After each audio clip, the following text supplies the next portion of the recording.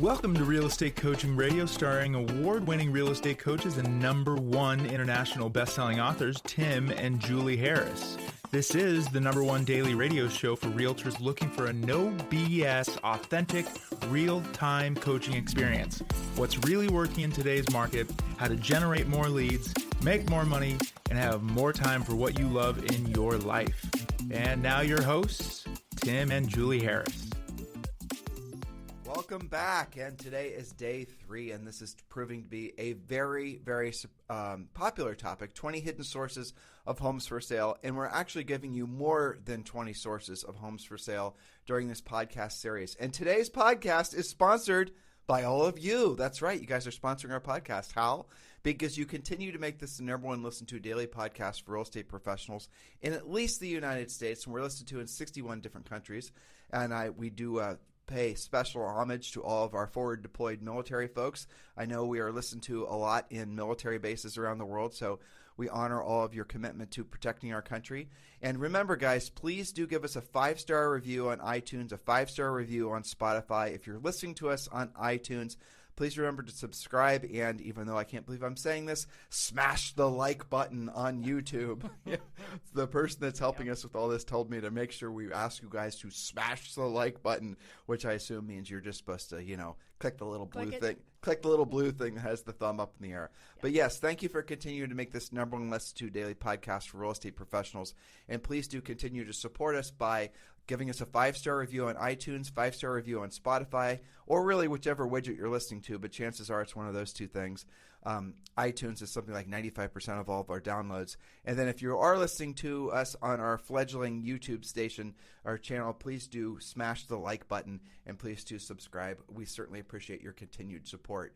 So, Julie, you and I had a discussion right prior to the start of the show that we are interviewing a lot of our coaching clients, and we have thousands of them. Yes. And the ones that we're closest to, those would be our personal elite coaching clients, and asking them what their real true source for their most recent closings are, especially on the listing side. Yes. And what we're discovering is almost all of them are from proactive lead generation that comes from untraditional sources like what we're describing and what we're hoping these guys to understand from this podcast. And that doesn't surprise me, but what it does surprise me is that how spoiled so many agents have been for over 10 years, not having to know how to do the real work of real estate and not having to know how to actually go outside of the normal, MLS and normal sources to get business. Now they're actually having to, apply the skills that hopefully they've been learning as coaching clients. Yes, they're going to have to search harder than simply just the MLS. So again, this week's real estate training and coaching podcast is focused on how to find homes for sale.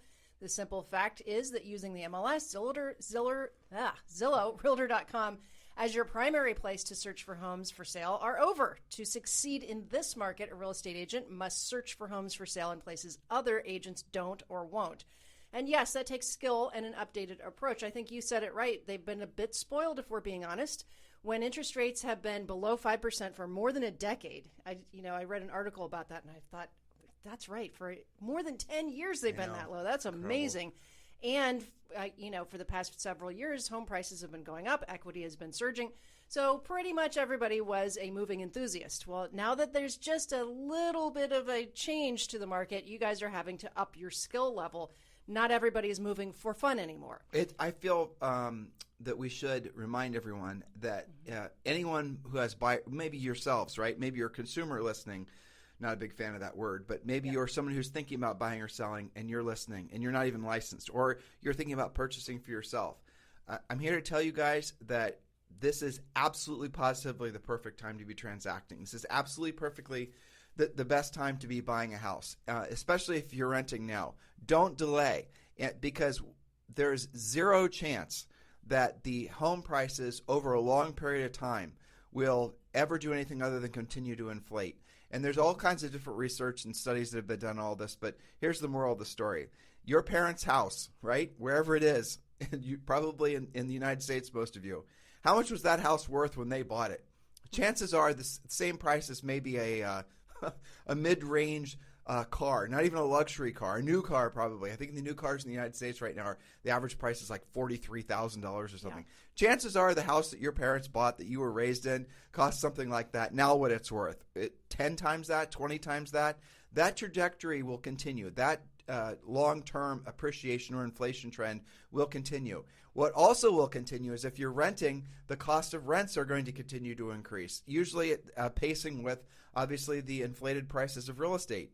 Wherever you are in the United States, at the very least, you absolutely positively want to do whatever it takes to no longer be a tenant and purchase a home. I know there's lots of folks that try to argue that the cost of buying a house is going to be offset, or the cost of owning a home is offset by the opportunity cost of the money that you otherwise would have put to use in other sorts of investment vehicles. And there probably is a legitimate argument made for that. But I doubt if there's a single person listening right now that is happy that they didn't, for example, buy more houses. I imagine every single one of you wish you had bought more real estate sooner. I'm sure every single one of you who are renting, if there's, I'm sure a lot of agents are still renting, or wishing they would have purchased sooner. That feeling, that emotion of, wishing you would have done something, the only way to fix that is to do something. So whether it's you or whether it's your real estate clients, understand that you're always going to have a housing expense no matter where you are in life. You're always going to have to pay for some place to live, unless, unfortunately, you find yourself being homeless, being the only exception. But no matter where you are on planet Earth, especially in the United States, it's always going to be expensive and getting more expensive. Purchase a house now, even with the rising interest rates. Now, Julie and I received a good email yesterday from Katie Moulton. Katie, yes. And actually, I don't think her last name's Moulton. She got married. Maybe. Christensen, yes. Katie Christensen, who's a podcast listener. So, Katie, I shared with Julie your text that you sent me about the builder in your marketplace, and here was the gist of it. So, obviously, interest rates are going up, but so is construction costs, and we're going to get to point number 11 here in a second. We're just hoping to motivate you guys with some good old-fashioned education. So inflation is causing the cost of building a new home in mostly Des Moines, Iowa, where she sells real estate, to increase. And the average sale price in Des Moines, Iowa now is like $400,000, which is amazing. And so the point being is cost of construction is going through the roof. At the same time, the cost of the interest, the borrowed money, is increasing as well. So what the borrowers are doing is what the builders are doing and the borrowers are doing is exactly what Julie and I prescribed to all of you a couple weeks ago, maybe a month ago at this point, is to learn how to work with the different types of mortgage products that are out there. So what Katie said they're doing, I think it was a 10-1 adjustable rate, wasn't it that? So basically the rate, if I remember correctly, we're probably going to have to make this up because I don't remember, but if it was a 10-year adjustable rate mortgage, which means that for the first 10 years of the mortgage, the rate was, say, for example, going to be something like 5% or 4 3/4, something like that. And then after on the 11th year, the rate was going to adjust to whatever the prevailing market rate was. Now, here, let's just have the conversation there. Most people will not be in a house for 10 years, so that's going to be a good move for most people. But what the builders do, and what you need to learn how to do, because builders can do this, but so can you, helping your borrowers work with their lenders so they can qualify for homes as well, is then you can buy the interest rate down. And Katie said, didn't she say they were doing like 2 different things to buy the rates down? Well, it's called a 2-1 buy down, so it adjusts once and then it adjusts twice. And I think that the intro rate, and the reason builders do that is to help borrowers qualify for more based on their payment, right? So you lower the interest rate, the payment goes down as well. So the initial rate for 1 year, I think it was like 3 3/4. It was something like very that. low. And then the next year, I think it was 4 and something, and then it ends up adjusting for, I think, 10 years at 5 something, which is better than what you're going to do on a 30-year fixed. Here's the thing that we're finding. So there's different adjustable rates. She's talking about an adjustable rate. Anytime you hear adjustable rate, it means that you have an introductory rate for a certain amount of time. That can be 1 year, 3 years, 5 years, 10 years. We've seen 15-year arms as well. Okay, so just because it adjusts, then you have to ask how many times does it adjust? So, but someone can buy down the rate on an adjustable rate mortgage and have it be essentially... And then lock it in as well. You can do both. Right, and then lock it in. So the moral of the story is that if you're not learning how to be more dynamic in the offerings for your potential buyers or sellers, you're going to become obsolete because other agents are. Other people are going to know how to make deals happen, and you don't, and you won't, because you're still stuck in the belief that somehow magically things are going to go back to the way they were a year ago. You're going to see more headwinds to agents with low skills or no skills, and those agents are going to needlessly suffer because they're going to be stuck in the paradigm of buying leads. I got my license today. I need to join a team. I need to work on my branding. I need to buy leads from, what'd you call it, Zillow?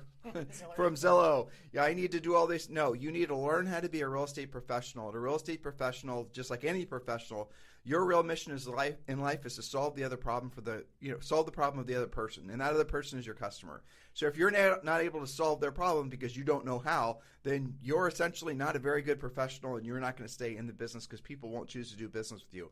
The reason that one person does more deals than the other is because the other person has figured out how to provide the higher level of service, or more specifically, are able to help more people solve the other people's problems. Thus, obviously the word of mouth and the goodwill that comes from all that will rain more opportunities on the agent who's a high-skilled agent. That's exactly right. And so here's what the change that we see happening. Everything you just described, but specifically with regards to mortgages. People would say, well, hang on, Tim and Julie, isn't that the job of the mortgage originator to bring these things up? Well, they have the same issue you do. We have a generation of mortgage originators and processors who have never had to present anything really except for a 30-year fixed. But let's give them some drill down on that too, because these are all real. I know we're talking to people right now who are, because of what they're hearing us say, are going to be able to help people at a higher level and make money. So Absolutely. I'm pumped up about this. Yep. So they will not only have problems finding loan officers that know how to essentially do different kinds of mortgages, but they're going to find that they are going to be challenged by finding mortgage companies. Correct. Not just the loan officers, because the loan officers might not have the product. So you go to a typical loan officer, and quite a lofty title for someone who's basically a mortgage salesperson. You guys have to admit that. Yeah. But anyway, so you're going to go to your typical loan officer, and the loan officer is going to have 5 or 10 products that they're going to say this is the different types of products we have depending on the different borrowers, how much they're going to borrow and their credit and whatever else.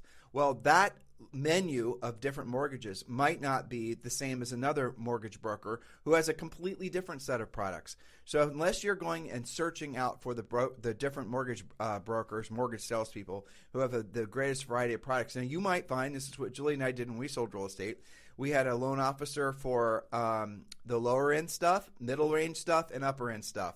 Because the lower end stuff guy, he could get access to the mortgage stuff for the upper end, but the upper end customers were, frankly, they wanted a different experience than what the guy who was working mostly with, say, first-time buyers and maybe some marginal buyers, the service level he was used to providing. You guys get it? So these are all the different ways you have to start expanding your thinking.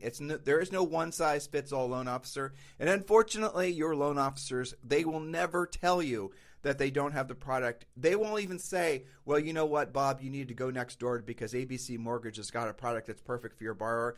They're going to say, these are the products we got available. We have to somehow fit the round peg in the square hole. In other words, we have to somehow get your borrower to accept this mortgage, even though there are more competitive products on the market. That all goes back to you as a real estate professional, knowing what else is out there. And here's one of the little things that'll give you an unfair advantage in the marketplace, like what Katie was describing in her text.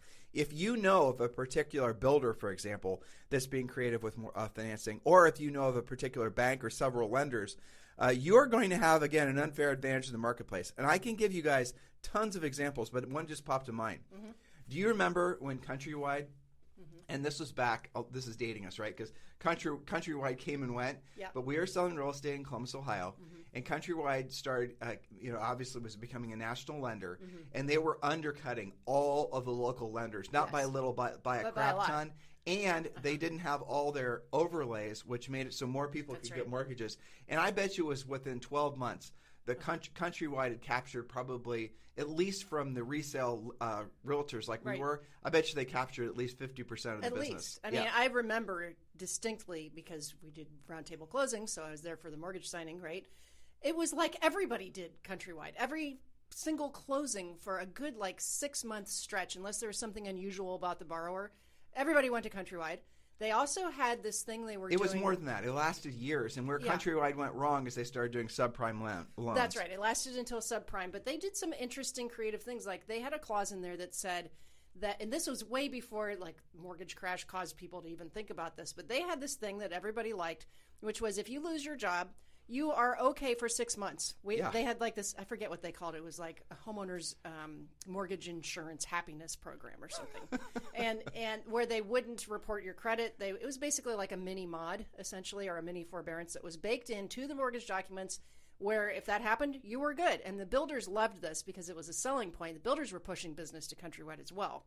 So I think Katie is wise to share that, and I appreciate that because builders are on the front lines of this because all of their cost of building everything is going up. They don't want to stop selling their product, so they immediately got creative on the financing. So you watch what the builders do to get an idea of what's possible. By the way, your bright orange shirt is reminding me of something. Katie is part of our EXP Realty group. Yep. And if you guys are interested in joining EXP Realty for this month, what we're doing is everyone who is personally sponsored by Julie and I at EXP Realty, you guys are going to get a free membership to Premier Coaching, and Premier Coaching is a $3,000 coaching program. So if you're looking for a sponsor who obviously is going to be incredibly proactive in your success, not just selling real estate, but at EXP Realty, Julie and I are formally applying for the job of being your EXP Realty sponsor. If this is something you're interested in, which all of you should be, 512-758-0206 is my cell phone number. Do not call. I will not answer, but do text. And again, for those of you who are ready to join EXP Realty, this is not for agents in EXP Realty already. This is just for agents who are interested in joining EXP Realty. Please do text me directly at 512-758-0206. And for this month, if you're personally sponsored by Julie and myself, we will allow you to have free access to Premier Coaching. Again, it's 512-758-0206. All right, Julie, let's get back to these points because we have 5 points to cover, and Actually, I'm really excited about the third one we're going to present because it's frankly it's my favorite source. I know, me too. Yeah. So point number 11, I'll get you started. Okay. Search all neighborhoods for half-done flips. And I'll tell you where I got this idea. Mm-hmm. So I got an email from Julie and I have some properties in Las Vegas that are rentals. And we still are on mailing lists for these different companies that are work with the banks for getting rid of properties. Mm-hmm. And I noticed that a lot of the emails that I've been receiving lately, and it's never that many houses, one or two or whatever, but they're all half-done flips. Mm-hmm. And they're all recent half-done flips. Yep. So what happens there? I'll tell you what happened. Is Bob and Betty decided that they watched Flip That House, and they probably went out and bought a house using hard money. And then they probably borrowed against their credit cards to try to do this flip. Their expenses went through the roof to do the flip because lumber prices are up. I mean, everyone talks about lumber prices, but it's such a great example. I mean, I heard that a 2x4 went from 88 cents to I don't even remember the cost differentiation, but it was 5,000x more expensive just for cost of supplies in certain aspects. But anyway, so they get into it. They realize that they're not going to make any money. Not only are they not going to make any money, that they're going to lose money. The hard money lender then basically forecloses on the property, gets the property back, and then they use these various different ways of essentially trying to wholesale the house again. That's what we're starting to see an increase of, but these are mostly half-done flips. So one of the things you could do is go to the half-done, half-baked house flipper and see if you can get that listing. Any other thoughts on that? Ideally before it's foreclosed on or something like that. But so how do you find those? Well, you guys are driving around all day, every day, looking for property, showing property, going on listing appointments. You really do tend to come across those when you're out and about.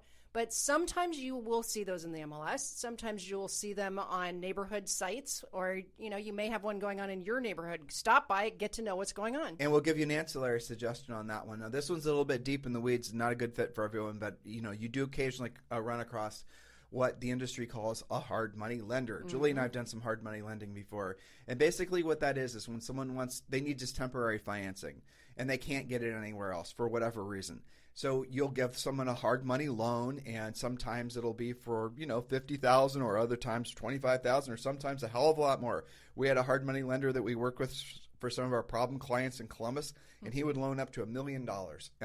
But the deal is the interest rate was a little bit onerous, and you had to refinance him out of the deal within a certain amount of time, or he got to foreclose. So the other suggestion we have, again, might be a little deep in the weeds for some of you, is find some of these hard money lenders, and you'll find the hard money lenders from the guys that are doing the investing, and ask who their lender is, and then ask the lender what they do when someone needs to cash out of a property, because that might be another great source of listing leads.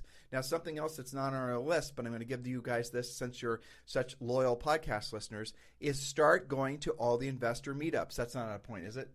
I can't remember because they're not all in front of me. It might be. It might be. That's okay. Start going to all the investor meetups. Mm-hmm. Every single town has a place where the wholesalers will then meet with people that are wanting to do flips, And these are usually organized. You can find the groups through Facebook, meetup.com. Actually, we did talk about this yesterday.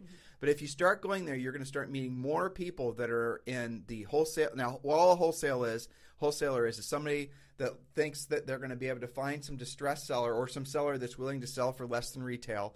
And then they will put the house in some form of contract, and then they'll sell that contract. I'm oversimplifying it, but this is how it works, to what usually will be a house flipper. The way that A finds B is that, first of all, the wholesaler will have to run a lot of ads, sometimes spending thousands of dollars per month. This is the reason that Julie and I don't teach this. Spending thousands of dollars a month, kissing a lot of frogs, and occasionally find somebody has Prince potential, right? And then they put the house in contract, and then they're given a certain amount of time to try to wholesale that house from the owner. Usually it's a homeowner, not an institution, off to what will be essentially the person that wants to buy it and rehab it and flip it and the rest of it.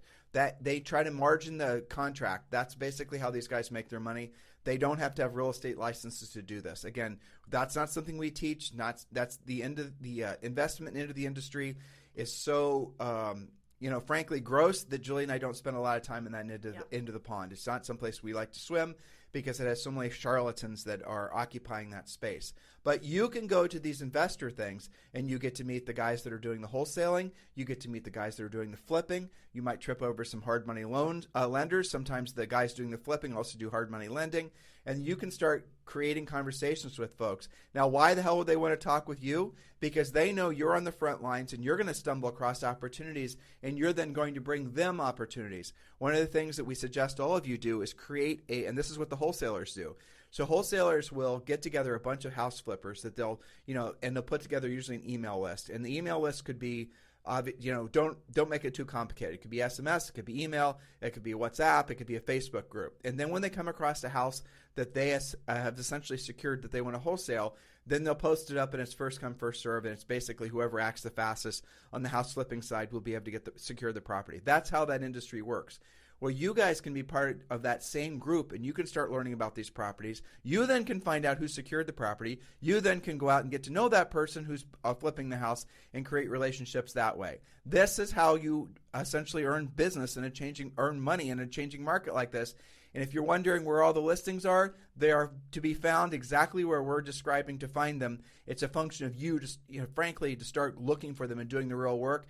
And again, going back to our first day of this series, just going to the MLS and looking for homes for sale is obsolete. That will not work anymore. And for those of you who are driving around looking for a Blockbuster to rent a DVD, then same problem, right?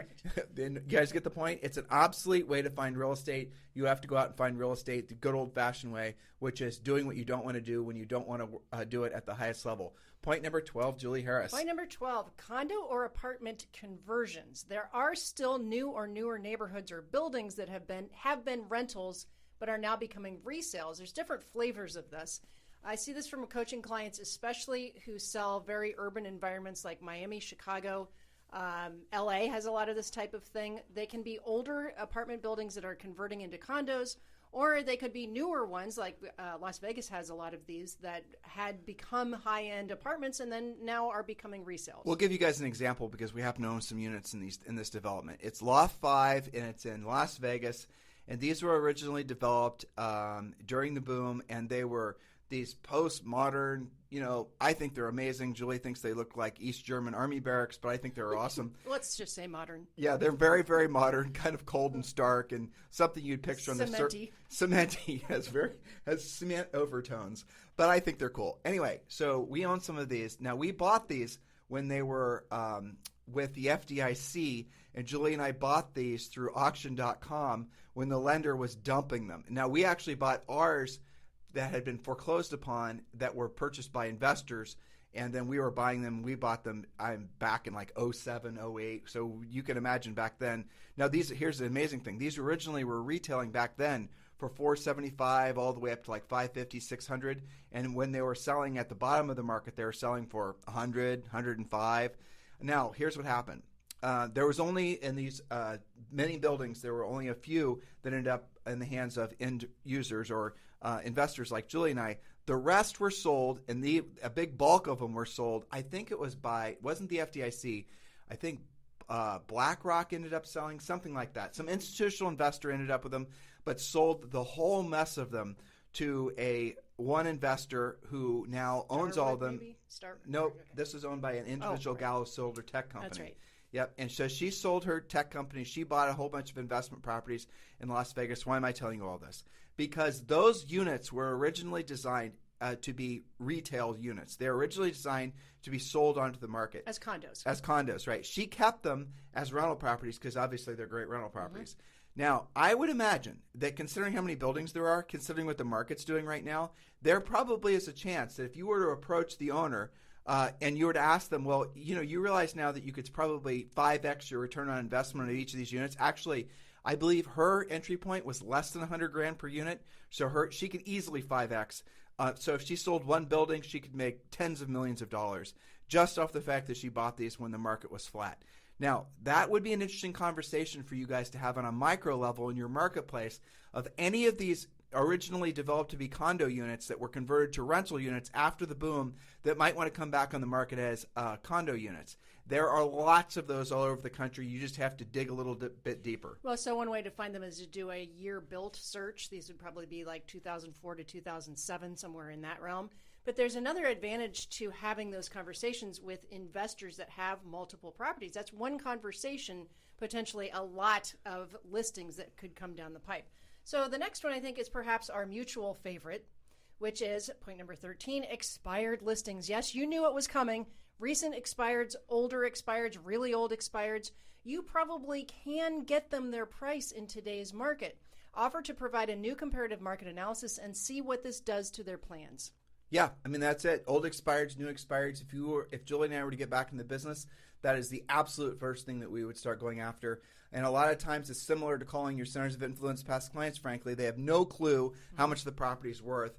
They know it's, a great investment most likely, but maybe it expired a year ago, a year and a half ago at whatever, $600,000, and they don't realize now it's worth $800,000. So you call that expired up, not only are they going to be thrilled that you called, but they're going to be more than happy to pay your commission because you're now going to create a liquidity event for them that maybe they didn't even realize was so beneficial. So old expireds, new expireds, and one of the greatest sources to get expired information is RedX. That's the service Julie and I used when we sold real estate. And RedX basically, well, not even basically, what they do is they go into the MLS and public records. They find phone numbers. They find all the mortgage information. So in the morning you turn on your computer, you not only have all the new expireds, but you have access to the old expireds for sale by owners, a lot of other housing data. And these are the best leads ever because, yes, you have to pay RedX for doing that work, but you're not paying a referral fee for these leads. You're not paying a per lead fee. You're not, being subject to any of this Mickey Mouse that's out there in the marketplace right now. You do have to have skills. So you are going to have to know what to say and how to say it. But frankly, RedX is the first pillar you should put into your proactive lead generation plan. And for our podcast listeners, they're offering $150 off. Just text the word RED, R-E-D, text the word RED, R-E-D, to 47372. Text the word RED to 47372. When you do, you're going to have to, click saying yes, you want the information, and then you click yes. And then what happens is you're going to be sent a link, and with that link, you can subscribe to RedX for $150 off. A huge savings. Great time of year to start on expireds. Obviously, use our coaching and training to really get your skills on so you can go after those expireds. Again, perfect time of the year, but frankly, perfect time in this real estate cycle, this macro cycle we're going through, to learn how to be a proactive lead generator because all of your competitors are all basing their future success on buying business and doing passive stuff. You need to pivot towards where no one else is, and that's going to be doing the proactive lead generation. By comparison, nobody else is. So absolutely positively have RedX be one of the first things that you do to organize yourself in that direction. Text the word RED, R-E-D, to 47372. And remember, message and data rates may apply. Okay, so next point, number 14, for sale by owners, otherwise lovingly known as unrepresented sellers, especially when they are older than 2 weeks on the market and haven't sold, particularly if they've done 2 rounds of open houses. That is about the time they lose their will to be a for sale by owner and are open to talking to a real estate professional such as yourself. And again, just like expireds, you are in today's market very likely to get them what they're asking, if not more. And we teach you the scripts of how to get them there. And I was just going through my mental list of private coaching clients, the elite clients, and I would say that Probably 80% of them currently have at least one expired pending in their pendings, and many times they're selling it to their own buyer, and the rest of them have or are getting this week for sale by owners. So here's one thing I have to point out that we didn't talk about with expireds and for sale by owners. This is a category where you don't have to make tons and tons of contacts to win. I had many calls where it's like 3 contacts took a listing. It's a very low ratio, especially compared to some of the other things you guys are messing around with. Well, because why? Because a for sale by owner, for the most part, just wants to sell the property. Now, there is a good bit of ego that's involved for sure. But unlike a normal market, the problem you have with for sale by owners in a normal market is almost always their price. But in this market, as wackadoodle as it is to say, you don't really have to be that focused on price, because even an overpriced house, because of lack of inventory, even a house in dodgy location or sketchy condition is still going to sell in most marketplaces. So your job is just to get in front of these sellers that already have their hands in the air wanting to sell the property. Now, the question you have to ask yourself is, why aren't they listing with an agent in the first place? And the answer you're going to be shocked to learn is because they simply do not know a real estate agent. Believe it or not, right? They don't know a real estate agent. They're not married to one. They don't have a license.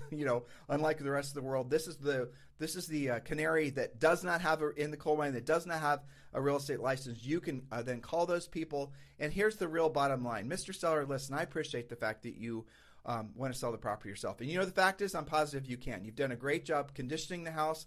The house is, really price-wise looks great. Everything about this property looks fantastic. No doubt in my mind whatsoever, Mr. Seller, you can sell this house yourself. But let me ask you a real quick question. If I were to pop by with a buyer that's willing to pay your price, close around your schedule, this buyer has no issues with their inspection, no issues with their appraisal, no issues whatsoever, and the check I hand you at closing meets or significantly exceeds the amount of money you'd be able to get selling it yourself, and I can prove this to you, Mr. Seller, why wouldn't you list the house with me? It would only make sense that you would put the burden on my shoulders, because this way you have your cake and eat it too. Now, why did I position it like that? Because you got to really ingratiate yourself with the seller and tell them and give them the mental and emotional payoff of having been successful selling the house themselves. Because what you'll discover when you're working for sale by owners, and this is almost always a male phenomenon, is the men are trying to do something to impress somebody else, their neighbor, their friend, their wife, their whatever, okay? And you guys will experience this when you get more with for sale by owners. So if you give the husband usually, or the man, the satisfaction of praising him for everything he's done to get the property sold, and letting him have that sense of winning had he sold the house by listing it with you, then you're going to get the listing. What agents will do, and this is a huge mistake, it's a huge mistake in life in general, is they take a combative approach. They try to beat the seller over the head with statistics on how the average for sale by owner lists and sells for less, and how this, the other thing, all the best buyers are working with agents. Look, all these places, all these scripts, frankly, and techniques have a place in a normal market. They don't have a place now, because the reality of it is a for sale by owner can't sell their house themselves. But the reality is also, statistically, you will sell it for more, and oftentimes significantly more, because the for sale by owners are not going to have access to the same cutting edge data that you are. They're not going to know the market like you are. So they're not going to realize that the house that, their house that they priced 30 days ago is now worth 10% more. They're not going to know that, which, by the way, that 1 month of increase in value, that inflation, more than covers the cost of hiring you to sell the house. So what you're doing is you're giving them a sense of relief that you're going to take care of all the legalities, all the issues, all the inspections, all the annoying showings, all the people problems, all the blah, blah, blah, blah, of which those are legitimate problems, right? Those are issues you're going to have to deal with as a professional. And, Mr. Seller, it doesn't cost you anything to hire me, because I will easily be able to cover the cost of selling the house, all my selling fees. In addition to that, the amount of money the size of the check I'm going to hand you at closing, even after all the selling fees, will be significantly more, potentially massively more than you'll be able to sell it yourself. Mr. Seller, why wouldn't you list the house with me? And here's what the seller will say. By the way, a version of that is obviously available as a Premier Coaching member, and it gives you a lot more drilled down detail. That is, in essence, the exact script that Julie and I created our first year in the business, when we sold over 103 homes when we were in our early 20s. And I'm not going to tell you guys how many years ago that was, but it wasn't more, it was significant. It was a couple decades maybe. Okay? But the point I'm trying to tell you Is it work then? It works now because the FSBOs all want the same exact thing. And what you'll be shocked and amazed and thrilled to learn is that the FSBOs will always say, all sellers, by the way, they'll always say the same things in the same order. So when you're reading one of our scripts that we've written, and we do not make these available for free, you have to be a coaching member. When you're reading the script, we're going to tell you what to say, and then you're going to see, in essence, in brackets, what the seller is most likely to say, or different slight versions of what the seller is going to say, and then what you say. And you're going to read this script, and first it's going to feel clunky, and it's going to feel weird, and it's going to feel fake, and you're not going to like it. But then what happens over time is when you see it working, especially, you're going to then internalize it, and then you're going to personalize it. You're going to make it your own script to the point where it's going to just flow out of you without you thinking. That is called, that's essentially the levels of learning, and that's when you're entering into the phase where you're going to essentially have mastery of being a great proactive lead generator. Up until then, it feels a little wonky, but that's just the way it goes. Just push your way through it anyway. It's just like learning anything new. But what you'll soon discover is every single seller says the exact same thing, in essence, at the exact same point. So why the hell are you making it so difficult on yourself, thinking that you have to somehow trick the marketplace by branding and marketing and buying business? Go directly after the sellers that have their homes in the air, have their hands in the air right now saying, yes, I want to sell my home. It just makes sense, right? And by the way, if you guys want to join our coaching program urgently, just text the word JOIN to 47372. Text the word JOIN, JOIN, to 47372.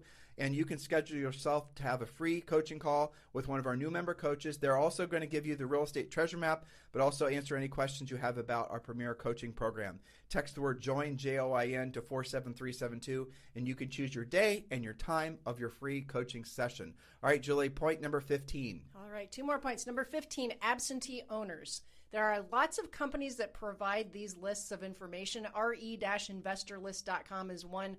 There's actually a lot of them, and they're not that expensive to use. So you'll get the address, make sure it's not already listed, and connect with the owners to see what their plan is for the property. Offer a free comparative market analysis to help them decide. Remember, not everybody knows the price of what their home is worth. Same point as before, but these are people who clearly are not living in the house. So what an absentee owner is basically is the way that these list companies find out who the absentee owners are. It's when the tax bill, generally speaking, is sent to a different address than the subject address. That's all. That's in essence what the date is. But you will then discover, as Julie just said, you'll get landlords, you'll get sometimes involuntary landlords, people that are stuck with houses.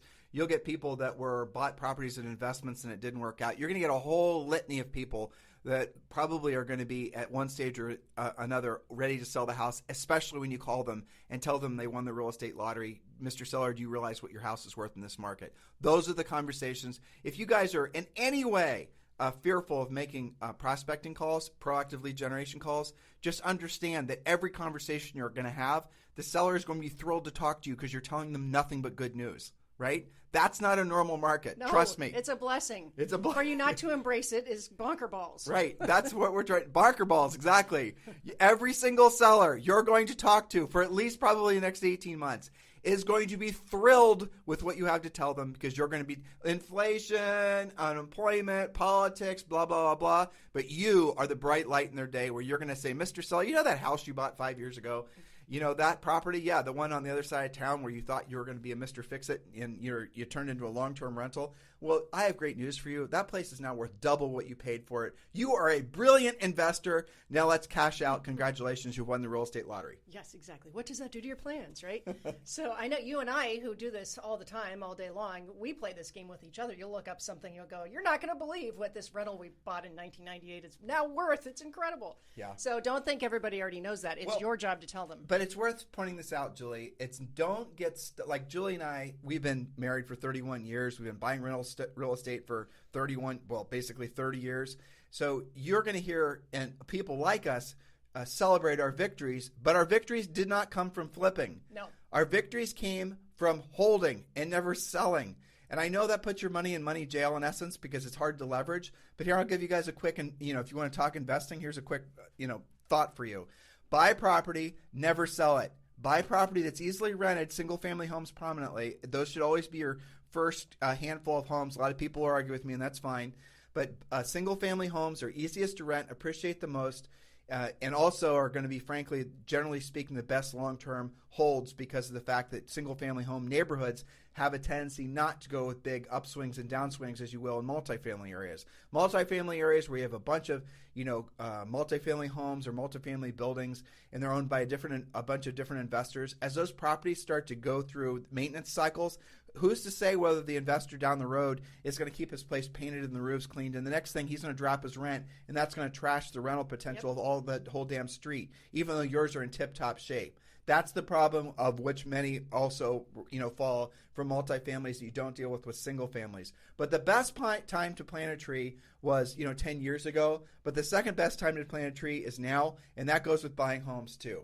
Now, don't look for real estate just primarily in your backyard. I don't know where your backyard is, but if you're in our backyard, trust me, this is not a good place to buy rental real estate. It's too expensive. But if we're in North Carolina, or if there's a whole South Carolina, Columbus, Ohio, in certain areas, other places around the country that before were maybe considered B markets or C markets. Everyone wants to buy on the coast. You want to buy in Florida and Texas and all that. But these other ancillary markets, look for communities that are near a city center and usually city centers have multiple colleges or universities around. Now, why do we look for those things prominently? And those are the first things we look for, because the people that work for the state who in the state's offices are generally located in the city center, they don't get fired. They will keep their jobs forever, and they always want to buy or sell real estate, and they get automatic raises when inflation increases. Mm-hmm. Those are good long-term tenants. And a lot of times, if they have crappy credit, they're going to lose their jobs. So you have a built-in, pool of really potentially good, tenants, or, down the road, if you choose to sell it, which you shouldn't, purchasers. Now, secondarily, same thing goes true with people that work at colleges and universities. And we're not advocates of renting to students. I don't think we ever have. But guess what? Those TAs and the professors and all the other people that work as part of these, colleges, universities, another great pool of investors, of tenants, and potentially of if you ever go to sell it. You guys get the idea? If you buy something that's rural in the middle of nowhere, you're obviously going to have very few people you can rent that to. But if you buy in areas that are, and there's tons of places like this in the United States, tons. The United States, if covered with cities that no one ever talks about, that has that exact formula of what Julie and I look for rental properties. You should remember, the best time to have planted a tree was 10 years ago. The second best time to plant a tree is now. So don't think it's too late for you. It's absolutely not. And 10 years from now, you're going to be thrilled that you bought whatever you bought now, even if it feels a little pricey, because frankly, it is a little pricey. You're going to be paying retail unless you can buy something, from a wholesaler or whatever else, which, we talked about a couple points ago. Yeah, so point number 16, vacation rentals, VRBOs, vacation rental by owners, what that stands for. You also have homeaway.com. There's a lot of different sites for this, but VRBO is probably the most common. Look at the rental history and pursue property owners who own homes in the areas that you or your buyers want to see. I said look at the rental history because our coaching clients have found that the ones that are VRBOs, but they're not renting all the time, those sellers seem to be more open to finding out what it's now worth, and maybe they would consider selling versus continuing to keep it as a rental. Here's the cool thing. Their phone numbers and email addresses are almost always listed online right next to their ad for the property. Most of the VRBOs are experiencing new rules, which now limit their rental options, thus reducing their profitability. So there were, and I think they're scammy, and I'm not going to mention any names, but there were a lot of scammy investor types that were going around telling you guys to sign long-term leases and then essentially make those long-term rentals into short-term rentals. In other words, you rent a place, you sign a 2-year lease, and then you make it a VRBO and you make the margin on it. Now, I personally have a lot of problems with that as a property owner, but if for some reason a property owner was down with the fact that you're going to be, essentially running a lot of people in and out of the house, well, that's between you and the landlord. But how many of those VRBO folks now are these long-term types who would love to get rid of the property, didn't realize what a landmine it was going to be? How many of these guys bought these properties with borrowed money, and maybe the borrowed money is becoming more expensive now because they did a variable rate loan on it? Be creative with who you're going to call. If somebody owns a property and you're going to call them and tell them, call them and tell them, call them and tell them. Not a letter, not a postcard, not liking them on Facebook, not any of these other passive things you guys do. Call them and tell them, use our scripts. When you call them and tell them and you say what the property's worth in this marketplace, every single one of them is going to be thrilled to talk to you.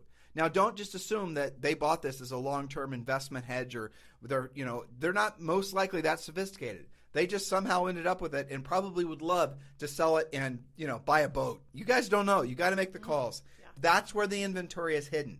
It's hidden in the hands of reluctant sellers who are waiting for the motivation to sell. You have to be the motivator. You have to be the one that's going to shine light on the fact that the market is crazy. There are lots of buyers that want to buy. And if you're talking with buyers who are reluctant to purchase, you need to ask them, how is their situation going to be any better a year from now if they wait, when prices are higher and interest rates are probably higher and their rent got increased? You got to put people in a place into the future sometimes when they're being reluctant, and you got to motivate them by realizing that their future version of themselves is going to be so much grateful, more thankful, more better off financially and really spiritually and psychologically if they own than versus if they rent. And by the way, even if someone has to accept a mortgage rate that they don't necessarily like, they can refinance that. But I'll suggest to you guys that though we don't believe interest rates are going to go crazy, we don't believe they're going to go through the roof, despite what the doomsayers will have you believe, we do believe that they're not also going to go down. We do not think there's going to be a precipitous drop in interest rates for the foreseeable future, and that is years. So lock in something now. Do a 30-year fixed rate. You can buy down the interest rate on a 30-year fixed rate.